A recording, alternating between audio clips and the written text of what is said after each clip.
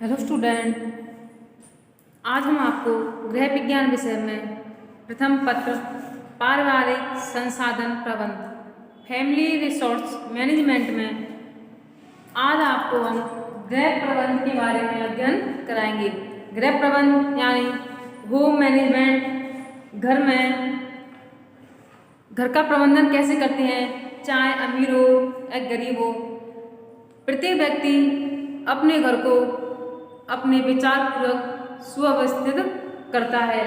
तो गृह प्रबंध होम मैनेजमेंट में गृह विज्ञान विषय का एक महत्वपूर्ण अध्याय माना जाता है, क्योंकि इस अध्याय के द्वारा हम घर में प्रबंधन किस तरह से किया जाता है। क्योंकि किसी भी क्षेत्र में, कोई भी क्षेत्र हो, चाहे वो शिक्षा का क्षेत्र हो, चाहे व्यवसाय का क्षेत्र हो या कोई घर हो, सभी जगह हमें अपनी व्यवस्था को बनाए रखने के लिए, अपनी प्रक्रिया को बनाए रखने के लिए, उसको सुचारू रूप से चलाने के लिए हमें प्रबंधन करना पड़ता है। लेकिन हमें यहाँ पर गृह प्रबंधन के बारे में आपको अध्ययन कराएंगे। गृह प्रबंधन एक अलग अलग शब्द हैं, लेकिन गृह का अर्थ होता है घर, सदन, आलय। प्रबंध, घर का प्रबंधन करना, सही तरीके से सुचारू रूप से घर को चलाना, कि किसी भी स्थान पर हो, लेकिन अपने आप को आराम की स्थिति के लिए हमें घर की आवश्यकता होती ही है। एक कहावत है, ईस्ट हो या वेस्ट, होम इज बेस्ट, यानी पूर्व हो या पश्चिम, अपना ही घर जो श्रेष्ठ माना जाता है। क्योंकि घर में हम अपने परिवार के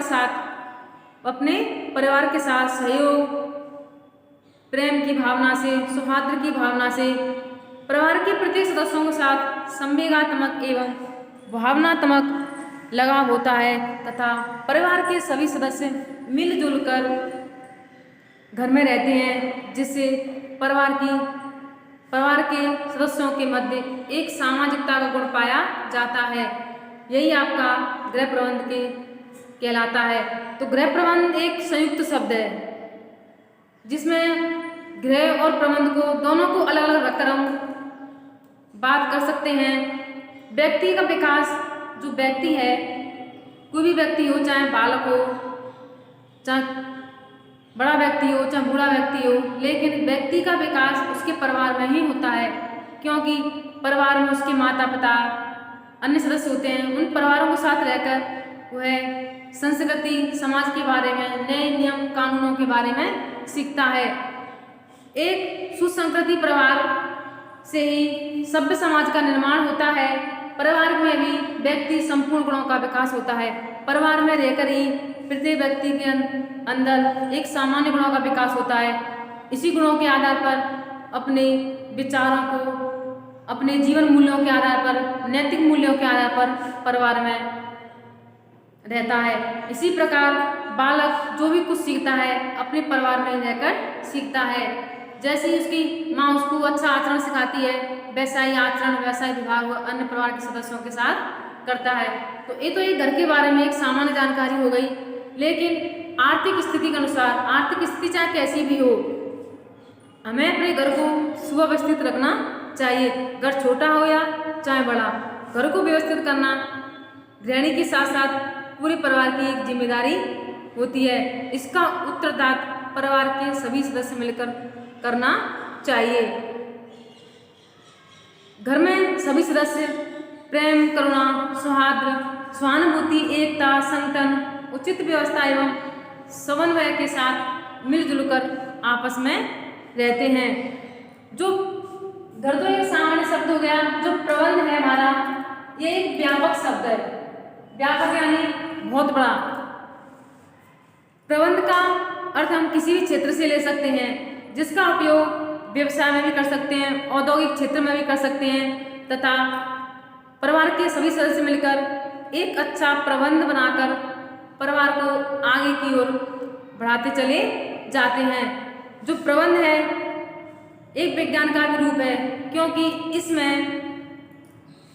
इसके अंतर्गत नियोजन है, यानी प्लानिंग, संगठन, ऑर्गेनाइजेशन, समन्वय, क्रियान्वयन, उत्प्रेरण, नियंत्रण, मूल्यांकन आदि का वैज्ञानिक विश्लेषण इसी प्रबंधन के माध्यम से किया जाता है।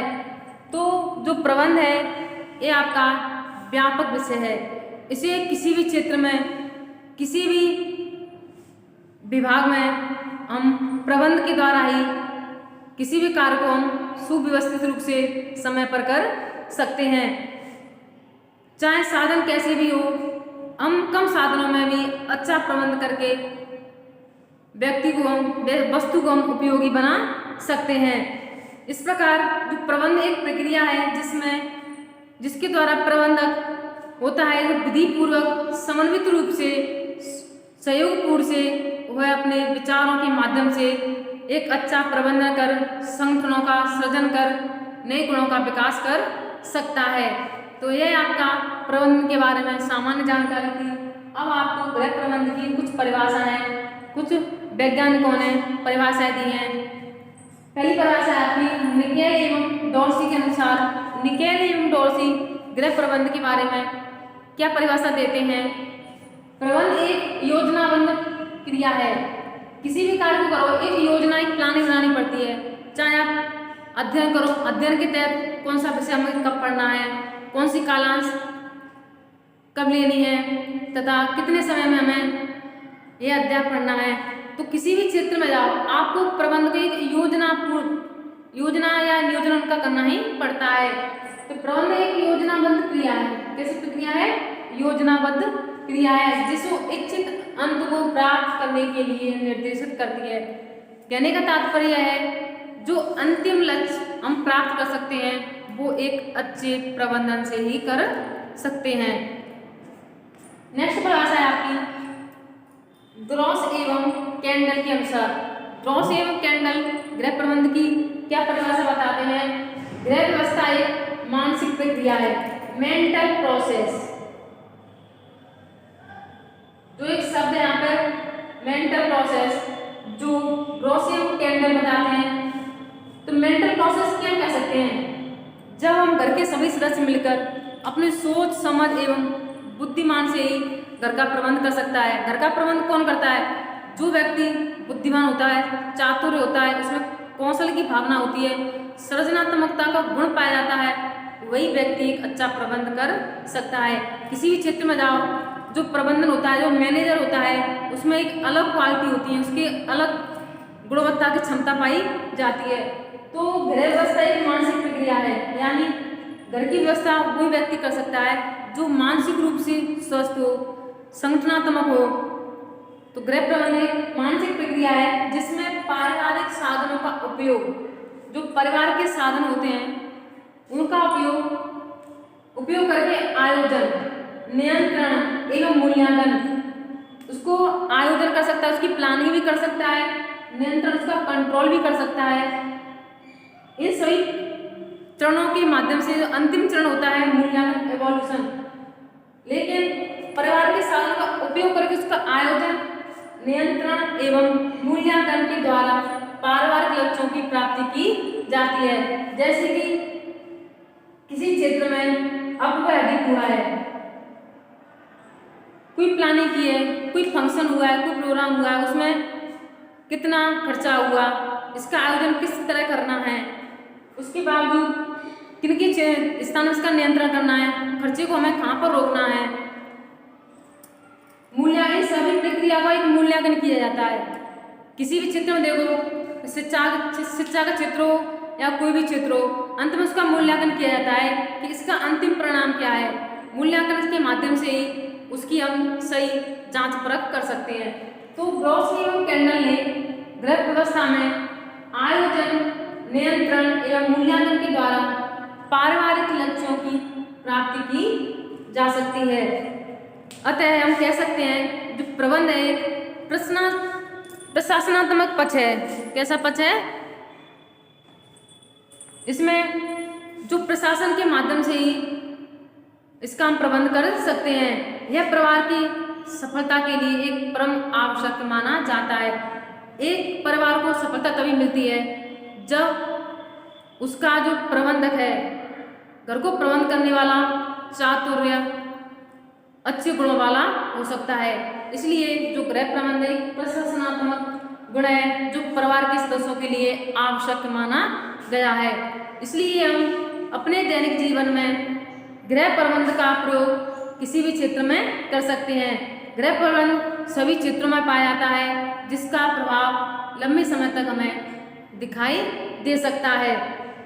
ग्रोसी एवं कैंडल बताते हैं गृह व्यवस्था एक मानसिक प्रक्रिया है। तो लेकिन मानसिक प्रक्रिया, तो इस मानसिक प्रक्रिया कौन कौन से चरण होते हैं जिसके द्वारा गृह प्रबंध में मानसिक प्रक्रिया को महत्वपूर्ण माना गया है।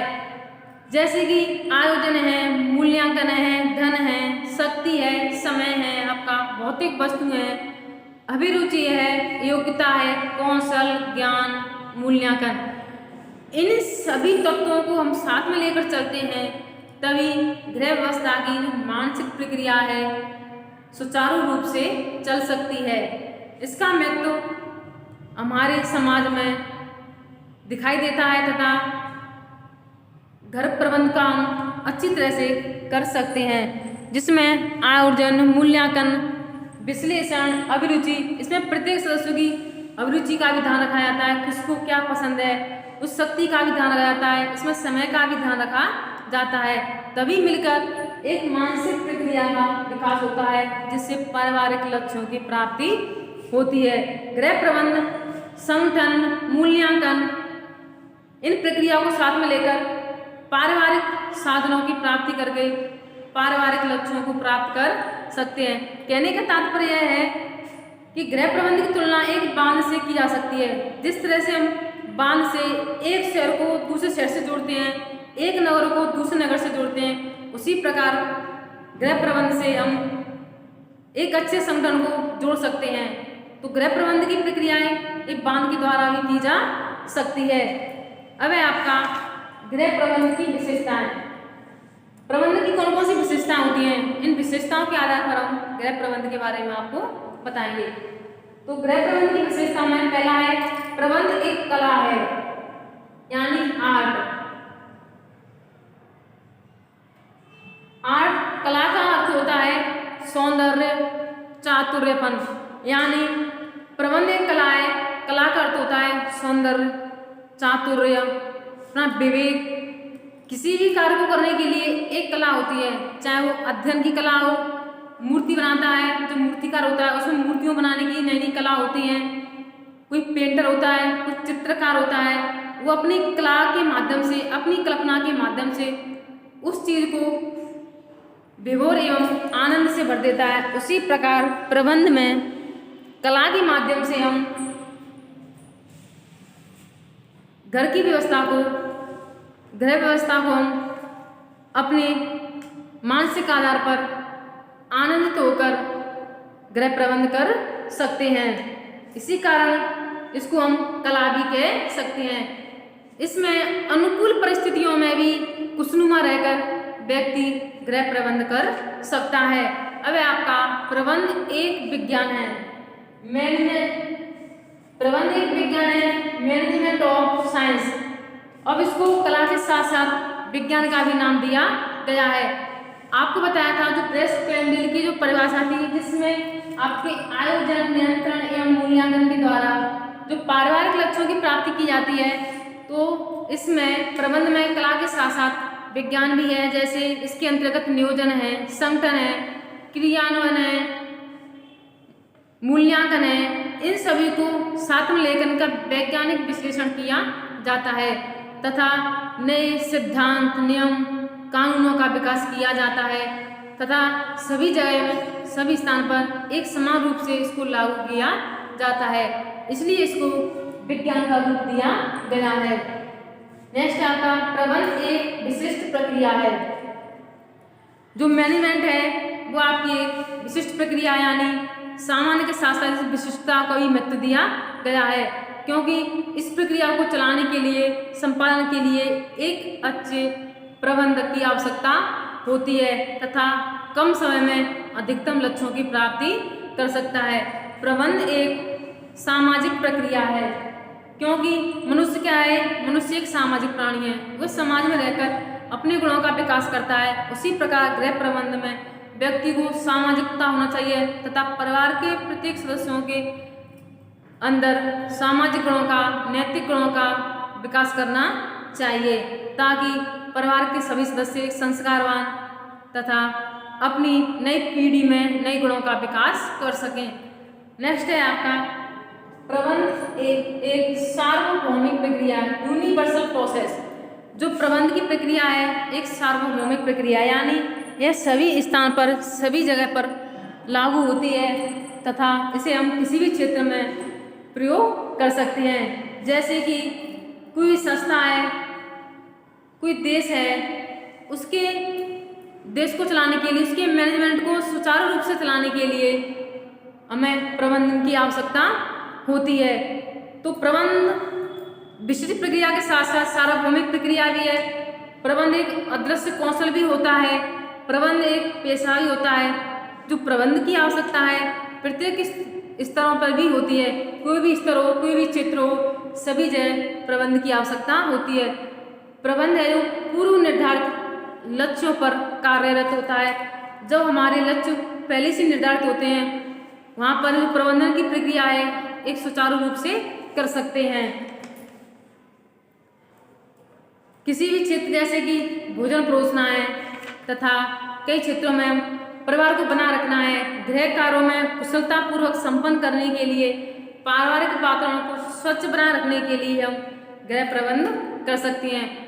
अब है आपका गृह व्यवस्था में सुधार में बाधाएं। जब गृह व्यवस्था करते हैं उनके सुधार में कौन कौन सी बाधाएं होती हैं, जिसके द्वारा जो गृह प्रबंध है उसका जो संतुलन है वो धीरे धीरे बिगड़ने लगता है। जो अधिकांश परिवार होती है उसकी जो व्यवस्था प्रक्रिया होती है उसकी संपूर्ण जानकारी होती है परिवार के सदस्यों में नहीं हो पाती है। जो परिवार के सदस्य होते हैं उनके जो लक्ष्य होते हैं वो निर्धारित नहीं होते हैं कि हमें क्या करना है, कौन सा कार्य किस समय पर करना है। एक अच्छे प्रबंधन के लिए हमें लक्ष्य को निर्धारण पहले से करना चाहिए। अधिकांश परिवारों में जो संभावित साधन होते हैं उस संभावित साधनों की कमी की वजह से प्रबंधन नहीं हो पाता है, जिससे बाधा उत्पन्न होती है। व्यवस्था संबंधी जो गृह प्रबंधन की व्यवस्था है उसकी जानकारी नहीं हो पाती है, योजना के अनुसार लक्ष्यों का निर्धारण नहीं हो पाता है, व्यवस्था संबंधी समस्याओं तथा जो संसाधन होते हैं वो समय पर उपलब्ध नहीं हो पाते हैं।